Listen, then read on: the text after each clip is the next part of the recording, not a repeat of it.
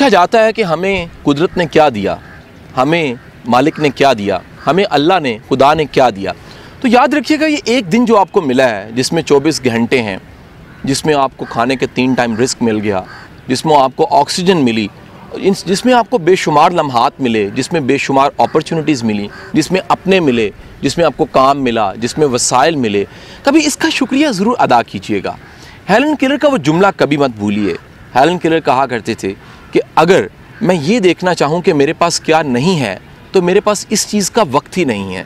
मुझे कुदरत ने इतना कुछ दिया है कि मैं उसी का शुक्र अदा करते हुए अपनी ज़िंदगी गुजारी जा रही हूँ। आप इन तमाम अल्लाह की नवाजिशात में से सिर्फ एक नवाजिश को, एक कर्म को निकाल के देखिए। आप ज़िंदगी में से वो ऑक्सीजन, वो सांस जो आप ले रहे हैं, निकाल के देखिए। आप हैरान होंगे कि आपके फेफड़े फट के बाहर आ जाएंगे। आपको यकीन ही नहीं आएगा कि आप वो इंसान हैं, आप एक मुर्दा लाश में कन्वर्ट हो जाएंगे।